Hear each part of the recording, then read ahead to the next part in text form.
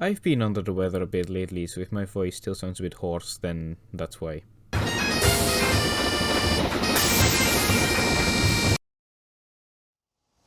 Today I have left my loft to travel up to the town of Hoorn. Hoorn is a coastal town in the northeast of the Netherlands, famous for its cloth industry and association with the United East Indies Company. There was both an English and a Dutch East Indies Company, don't get confused, the Dutch one was bigger. But to rail enthusiasts, a trip to Hoorn usually means a trip to the Hoorn and Medemblik Heritage Railway. The line runs for about 20 kilometers, or the mile equivalent if you like, between Hoorn and the coastal town of Medemblik. Originally, the line was a tram line opened in 1887 by extending the line from Amsterdam to Enkhuizen into Medemblik via a branch, many a local tram line being known as a bellow to locals. Why would a tram line be known as a bellow to locals? Well...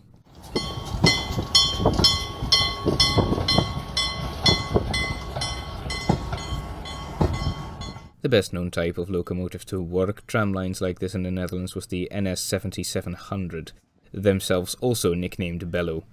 Many people will say that bellow only refers to number 7742, but volunteers at Hoorn will kindly tell those people they're wrong.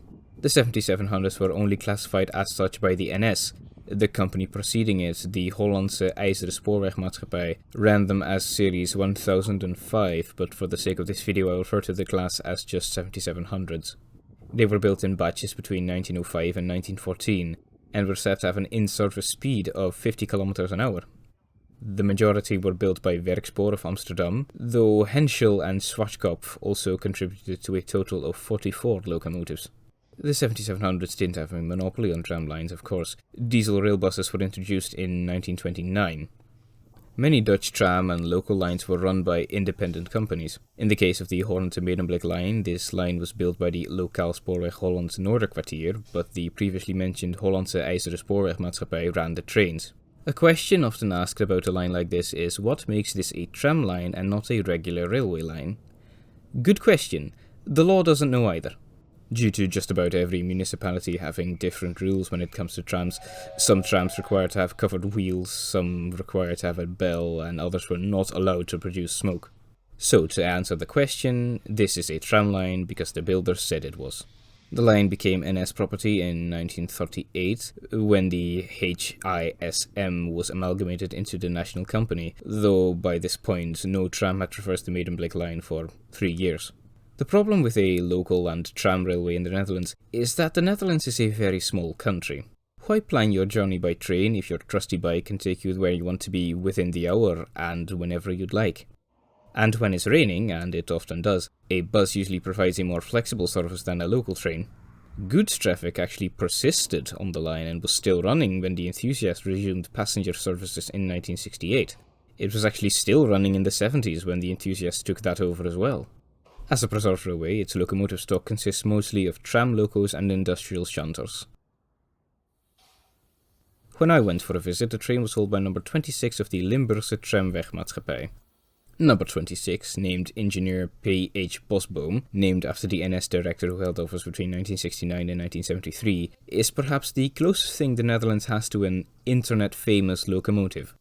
After a clip of her hauling a dead ICMM garnered a lot of attention online.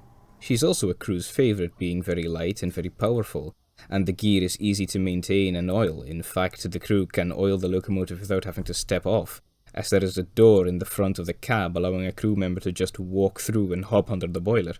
26 turns 100 in 2022, and she's an absolutely adorable old lady. When the railway first acquired her, they were under the impression that they had bought LTM number 21 and restored 26 as such. She proved ideal for the heaviest trains, usually loaded with day trippers who wished to travel the rest of their journey by boat. Besides 100-year-old trams, the railway also provides a home for diesel-powered stock, among which are these NS Class 200s, although enthusiasts call them locomotors or siks. Sik is in reference to goat, the hoofed animal, as when they were first built they had a whistle mounted on their exhaust chimney. Revving caused them to bleat. The neat thing about a locomotor is that you can drive them from outside the cab, which makes shunting less of a pain, as the driver, or master as the Dutch call them, can just scooch forward to uncouple his loco from the wagons or carriages, scooch back, and they're off again.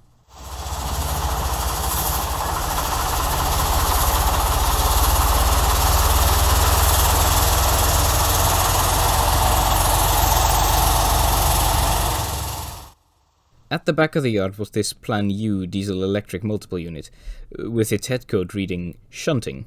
It was due to run the next day, but sadly I couldn't be around to film that. The Plan U was an updated diesel-powered version of another classic NS design, the MAT 54.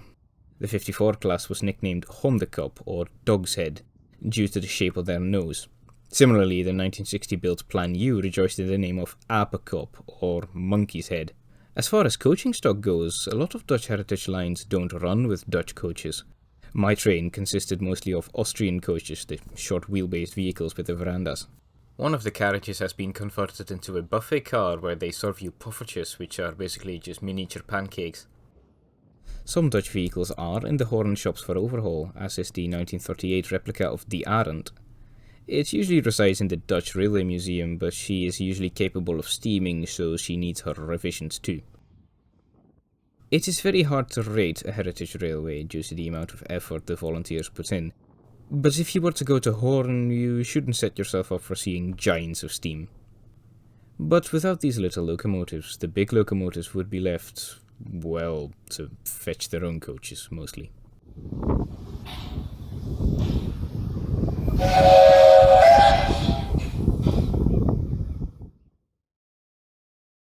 Oh yeah, before I forget to mention it, the railway is also twinned with the Bluebell Railway in England.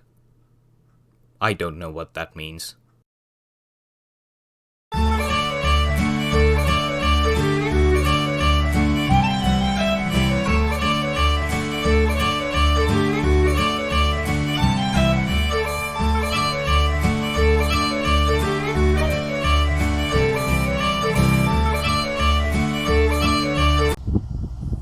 If you could only be smelling what I'm smelling.